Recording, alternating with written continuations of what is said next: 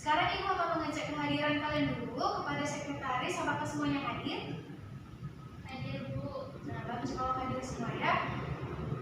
Nah, anak-anak semuanya, apakah kalian sudah siap untuk melakukan pembelajaran pada hari ini? Siap, Bu.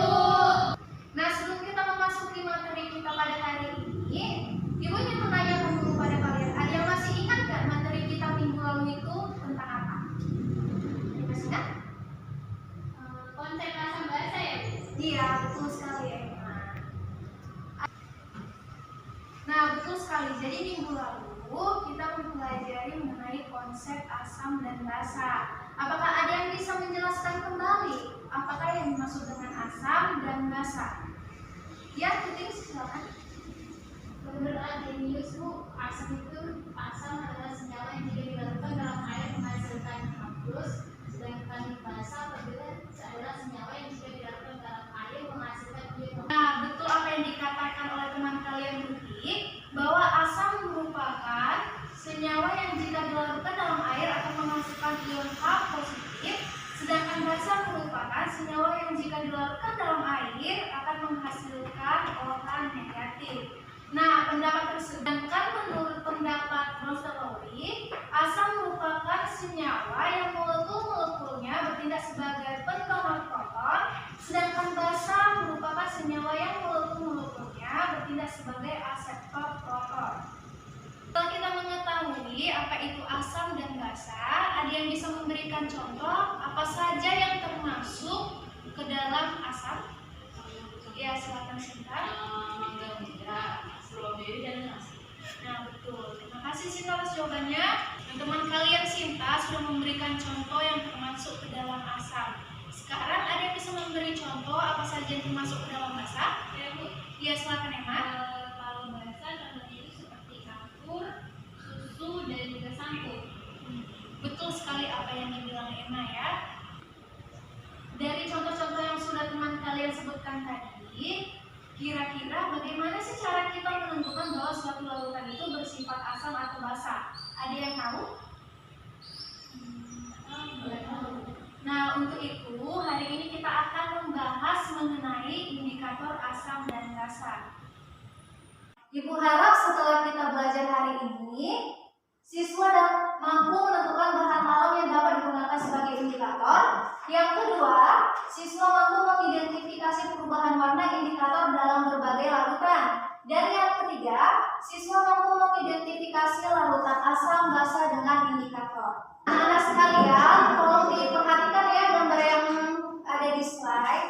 Nah, dari slide ini terdapat gambar, yaitu gambar bunga hidrangea, di mana hidrangea adalah tumbuhan yang peka terhadap asam dan basa. Bunga hidrangea dapat berubah menjadi merah muda dan dapat juga berubah menjadi biru. Nah, dari gambar ini ada tidak yang ingin kalian pertanyakan? Ya, Bu.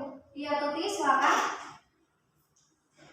Itu kenapa ya, Bu, bunga hidrangea itu ada yang berwarna merah muda dan ada yang berwarna biru sebelahnya? Terima kasih atas pertanyaan Tuti ya. Nah, bunga hidrangea ini dapat menjadi berwarna merah muda dan berwarna biru ketika dia berada di tempat ataupun di tanah yang asam ataupun basa. Ketika dia berada di tanah yang bersifat asam, maka dia akan berubah menjadi biru. Sedangkan pada saat dia berada di tanah yang dalam keadaan basa ataupun netral, dia akan berubah menjadi warna merah muda. Nah, anak-anak semuanya sama dengan bunga yang tadi ya, bahwa suatu larutan jika diteteskan dengan indikator maka akan mengalami perubahan warna. Nah, dari perubahan warna itu akan menunjukkan apakah dia larutan asam ataupun dia bersifat basa. Nah, apa ada yang ingin dipertanyakan lagi anak-anak? Saya, Bu. Ya, Tiara lagi, silakan. Pertanyaan saya, indikator apa saja yang dapat digunakan untuk mengetahui bahwa suatu larutan bersifat asam atau basa? Nah, untuk menjawab pertanyaan Tiara, Ibu akan menampilkan PPT ya. Mengetahui apakah suatu larutan bersifat asam atau basa itu dapat menggunakan indikator asam basa.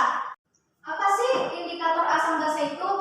Nah, indikator asam basa merupakan senyawa yang digunakan untuk mengetahui apakah sebuah larutan bersifat asam, bersifat basa atau bersifat netral, di mana jika suatu larutan yang bersifat asam itu pH-nya berkisar antara dalam rentang 1 sampai 6.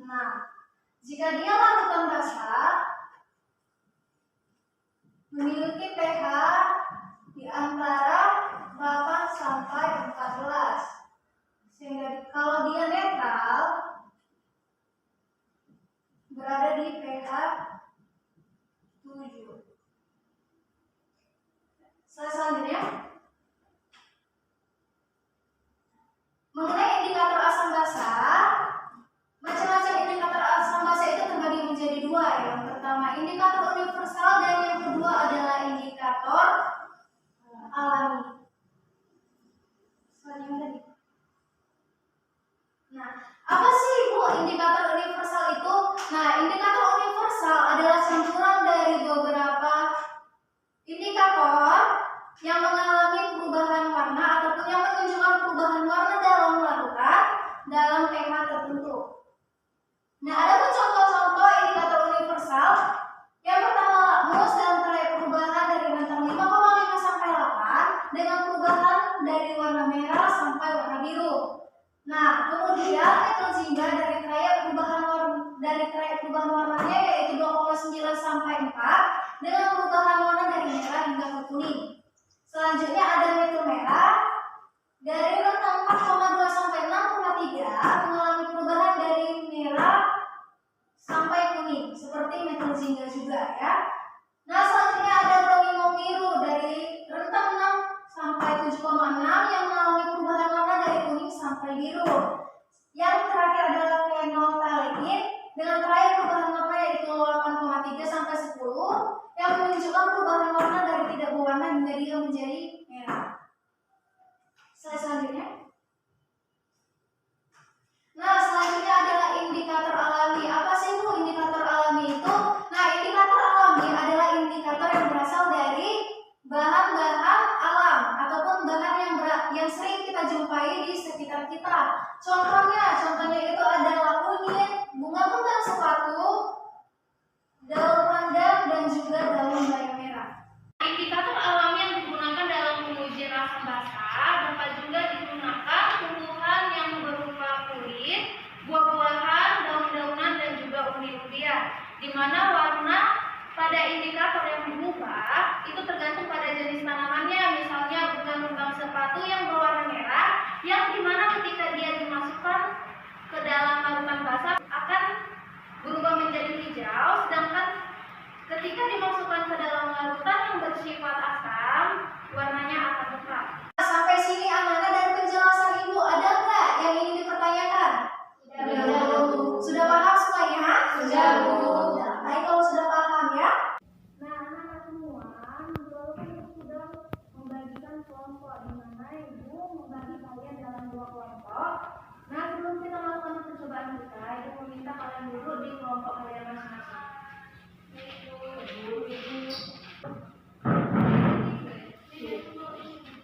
Nah, anak-anak sudah pada di kelompoknya masing-masing kan? Sudah, Ibu. Nah, Ibu sekarang akan membagikan LKPD pada kalian ya.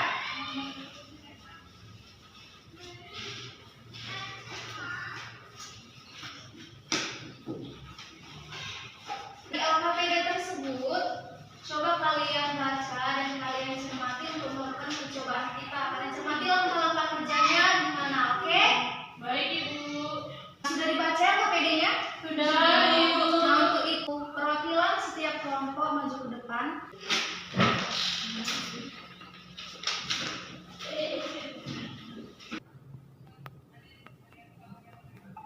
Nah, kita masukkan ke kertas. Aduh. Nah, amati perubahan warnanya. Catat ya.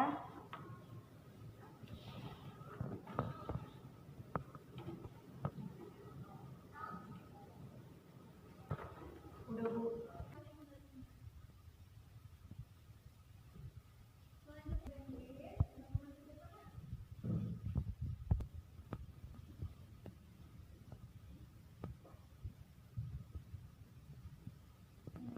Di waktu coba pada videonya ya.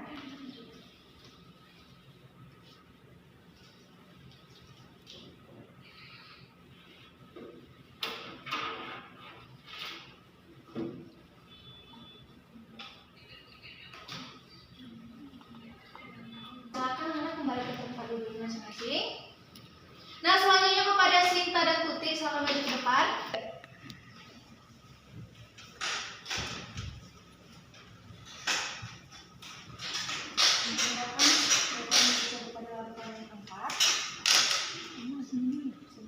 Ya, dari sini dulu.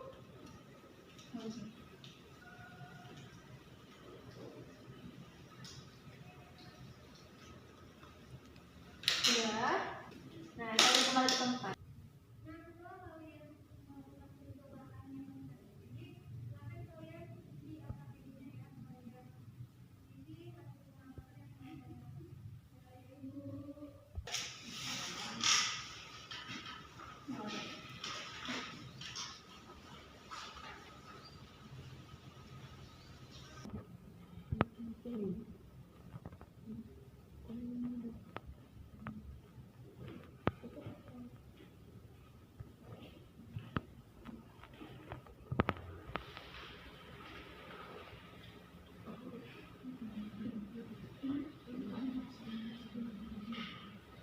Nah, anak-anak semua jika ada yang ingin dipertanyakan, tanya ibu ya. Ya, Bu. Apakah semua kelompok sudah mengisi alfabetnya? Sudah, Ibu. Nah, Ibu meminta setiap perwakilan kelompok mempresentasikan hasil diskusinya ya. Silakan untuk kelompok 1 maju ke depan, Nak. Ya, Bu.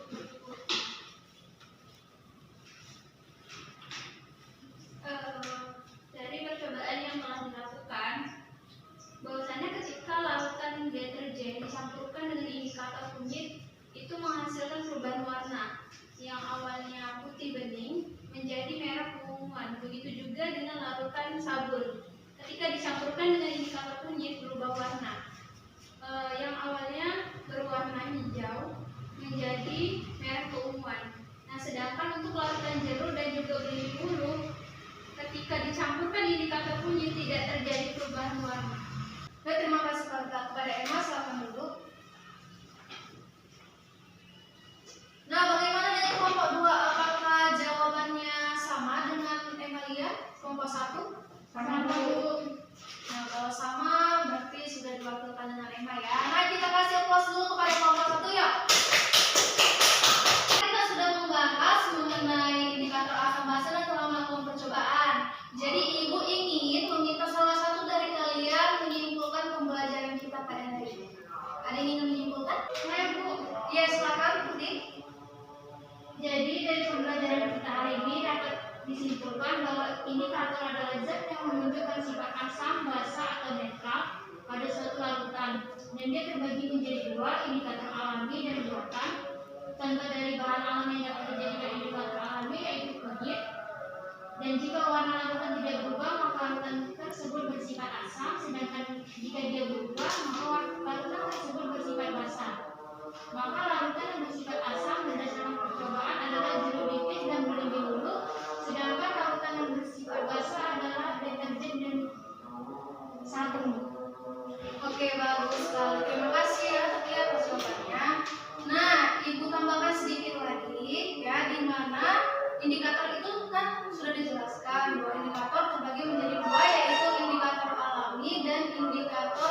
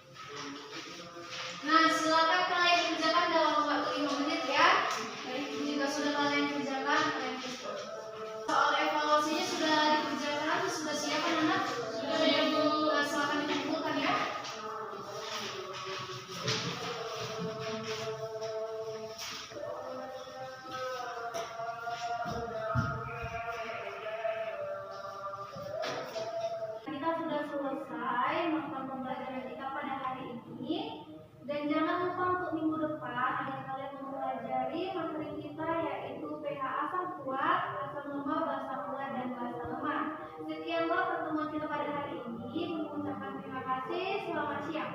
Siang, Ibu.